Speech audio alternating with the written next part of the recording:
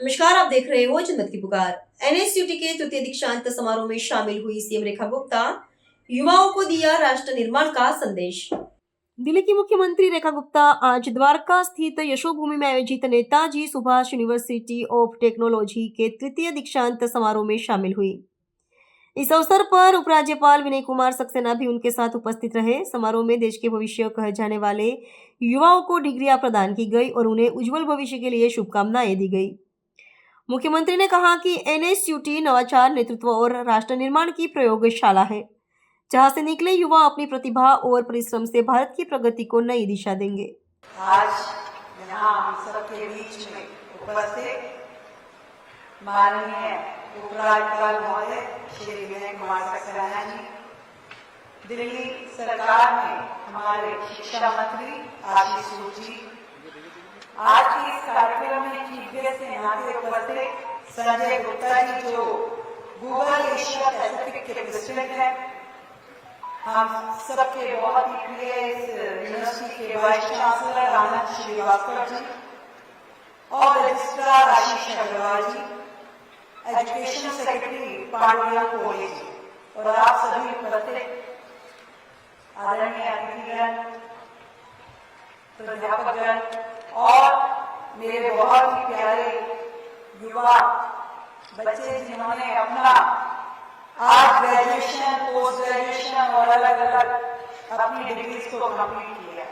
दिल की गहराई से आप सभी को ढेर सारी बधाई और बहुत आगे जीवन में आगे बढ़ने के लिए खूब खूब शुभकामनाएं।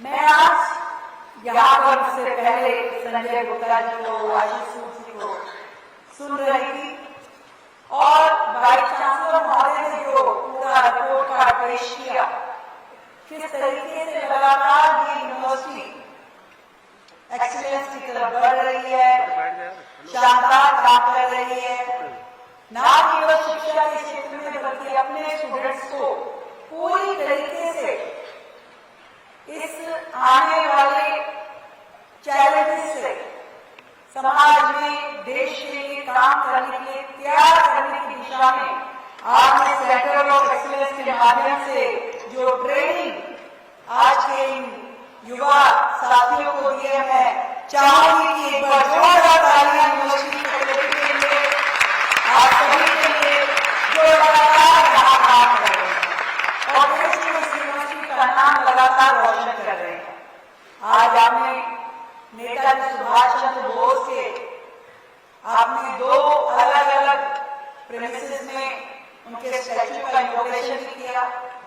सच में बड़े गर्व की बात है कि हमारी यूनिवर्सिटी का नाम एक महान स्वतंत्रता सेनानी, देश के योद्धा नेताजी सुभाष चंद्र बोस जी के नाम पे रखा गया है। एक ऐसा व्यक्ति, एक ऐसी शख्सियत जिसने देश की आजादी के लिए जिस तरीके से काम किया, वो आज भी हमारे प्रेरणा के स्रोत है। आज भी करोड़ों लोग उनमें अपना नेतृत्व देखते हैं। आज जो आजादी उनकी दिलाई हुई है, उसे हम सुख भोग रहे हैं और इसीलिए मैं कहती हूं कि जिस कवि ने वो लाइन कही है कि लाए हैं तूफान से किश्ती निकाल के, इस देश को रखना मेरे बच्चों संभाल के, वो हम सबके लिए एक मैसेज है कि हमारे उन लाखों स्वतंत्रता सेनानियों ने तो देश आजाद करा दिया, हम सबको आजादी की हवा में सांस लेने के लिए आज बहुत बड़ा उपहार दिया, पर इसके आगे क्या? आज आजादी के 78 साल पूरे हुए, हम इसके आगे देश को किस दिशा में लेके जाना चाहते हैं, ये तय करने वाली जो जनरेशन है वो मेरे सामने यहाँ बैठी है। आप सबने तय करना है कि हम अपने भारत को किस और लेके जाना चाहते हैं। कई बार आप में से कोई युवा सोच सकते हैं कि इसमें अकेले मेरे करने से क्या होगा। एक अकेले मोदी हैं जिन्होंने पूरे देश की दिशा बदल दी। बदली कि नहीं बदली? अगर बदली है तो जोरदार तालियां देश के प्रधानमंत्री नरेंद्र मोदी के लिए। ये सही में एक ऐसा व्यक्ति जो बोला, मतलब मैं पर्सनली जब देखती हूँ कि देश की दिशा में जा रहा था, छोटी छोटी जरूरतों के लिए संघर्ष हो रहा था, देश में बड़े बड़े गड्ढे हम भर नहीं पा रहे थे, वर्षों से उसी सिनेरियो में हम जी रहे थे। जब नरेंद्र मोदी जी ने देश को विकास की ओर लेके जाने के लिए सोचा तो हर सेक्टर में क्या क्या काम हो सकते हैं उसको सोचा। कभी किसी ने सोचा था कि मोबाइल इतना एक्सेसिबल होगा कि रिक्शा वाले से लेके सब्जी वाले से लेके हर एक व्यक्ति के हाथ में बिना मोबाइल के जिंदगी संभव नहीं होगी। डिजिटल इंडिया का स्वरूप जो आदरणीय प्रधानमंत्री नरेंद्र मोदी जी ने देश को दिया, वो प्रयास काबिल तारीफ था। जिस तरीके से देश में लगातार हर सेक्टर में काम हो रहा है वो काबिल तारीफ है। अब नेक्स्ट स्टेप क्या, वो हमारे सोचने का काम। इतने इंजीनियर जो यहाँ से निकलेंगे, इतना कैपेसिटी के साथ, इतने विजन के साथ, इनोवेशन के साथ जो आपने काम करने की सोची है, यहीं से देश अगले पड़ाव पे पहुंचने वाला है। आज बहुत सारे चैलेंजेस इस शहर के पास है, दिल्ली के पास और देश के सामने। जब हम जूझते हैं वर्षों की उन्हीं समस्याओं से, कहीं प्रदूषण की समस्या से, कहीं इंफ्रास्ट्रक्चर की समस्या से, कहीं ग्रीन एनर्जी के लिए, तो उन सारी रिक्वायरमेंट्स को, उन सारी जरूरतों को पूरा करने के लिए, एक नए इंफ्रास्ट्रक्चर के लिए काम करने के लिए आज यहाँ से इस सभागार से निकलने के बाद, इस यूनिवर्सिटी की डिग्री पाने के बाद आगे का सोचना आप लोगों की जिम्मेदारी।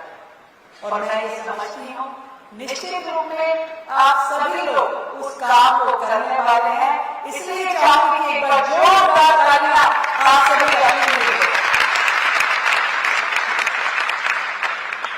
सच में हम सबको आगे बढ़ के देश को आगे लेके जाने के लिए काम करना। ये डिग्री मिलना एक पड़ाव हो सकता है, मंजिल नहीं है। मंजिल अभी बहुत आगे है, बहुत सारी है, जहां आप अलग अलग फील्ड में जाकर के काम करेंगे। कई बार ऐसा भी होता है डिग्री लेने के बाद भी आपको लगेगा कि क्या सच में मैं नहीं करना चाहता। मैं इसलिए ऐसा कह रही हूँ कि मेरा खुद का बेटा इसी साल से इंजीनियरिंग कंप्लीट किया है, इसमें फाइनल ईयर, और पूरा करने के बाद उससे डिस्कस करता है कि मुझे लगता है कि कोडिंग मेरा इंटरेस्ट नहीं है। मैं कहा बेटा 4 साल इंजीनियरिंग करने के बाद मुझे ध्यान आया कि कोडिंग तुम्हारा इंटरेस्ट नहीं है। तो ये संभव है कि आपको ऐसा फील हो किसी मोमेंट में, पर नेवर बॉदर, आप जो करना चाहते हैं वहां तक पहुंच जाएंगे। ये डिग्री हमेशा आपके लिए यूजफुल है। ये पढ़ाई, ये एजुकेशन, ये नॉलेज हमेशा आपको हर फील्ड में काम आएगी और जहां जाएंगे अपने परिवार का, देश का, समाज का नाम रोशन करेंगे। ऐसी शुभकामनाओं के साथ आप सभी को मेरी ओर से फिर से बहुत शुभकामनाएं, बधाई। Thank you. अगर आपने हमारा अभी तक चैनल सब्सक्राइब नहीं किया है तो कृपया चैनल सब्सक्राइब कर लें, लाइक करें, शेयर करें, कमेंट करें। तो मिलते हैं फिर किसी और खबरों के साथ।